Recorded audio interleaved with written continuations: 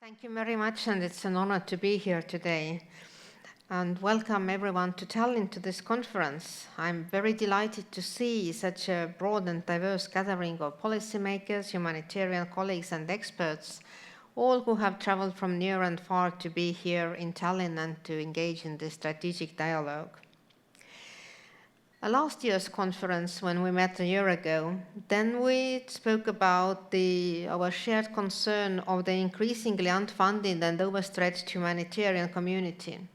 And yet here we are today, 1 year later, and the situation has gone from bad to worse, and an even more perfect storm has hit the sector. Tom Fletcher, the Emergency Relief Coordinator of the United Nations, observed, "A transactional, inward-looking, less generous era is a tough time to be a humanitarian. The forces driving the crises, political polarization, climate change, ongoing conflicts, these continue to intensify, and they push the humanitarian needs to unprecedented levels. It is a doom loop that we must break." I want to commend the humanitarian community for the courageous reform efforts under the way that are called the humanitarian reset that also Eero spoke about. We recognize that this is a fundamental and monumental undertaking. We follow closely the challenging discussions and the decisions that are involved in this reform, and we are always there mindful of Winston Churchill's words, who said, "Never waste a good crisis."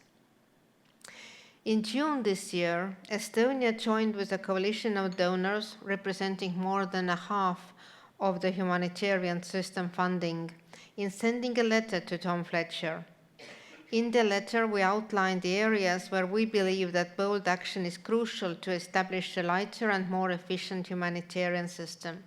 I'm very happy to note that many of these points that we stressed in the letter were also brought up by Eero as being essential. But to recap, the 6 points that we highlighted are: first, establishing a drastically simplified and more agile humanitarian system that places people's needs and protection at the center of action. Secondly, eliminating agency competition in the humanitarian field, ensuring that all actors deliver on collective strategies that avoid fragmentation and battle between the humanitarian actors. Third, incentivizing a stronger local leadership and subnational coordination. Fourth, prioritizing through pooled funds support to local and national organizations, and here especially to women-led and organizations led by other at-risk groups, while respecting the international actors that hold a clear comparative advantage and fostering more partnerships.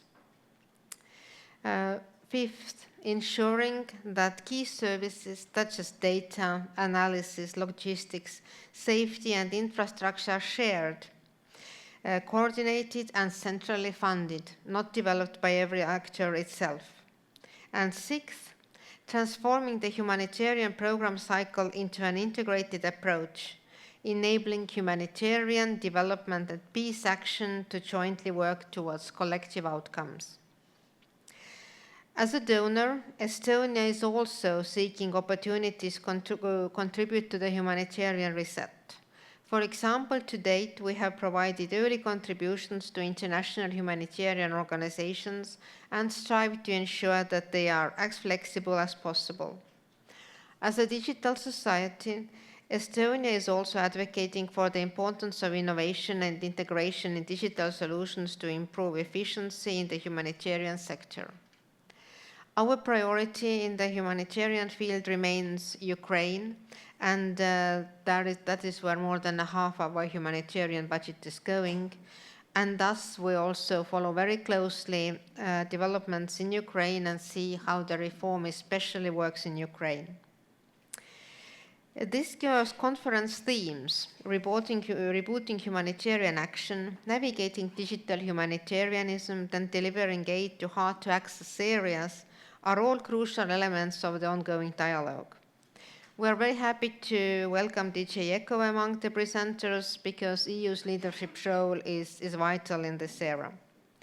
I would like to conclude by thanking Estonian Refugee Council, who is our close partner, our strategic humanitarian partner, and organizer of today's conference for their efforts in bringing together so many experts and stakeholders. We warmly welcome everybody in Tallinn, despite of the November weather, and look forward to fruitful discussions on how to strengthen and improve the humanitarian system. Thank you very much.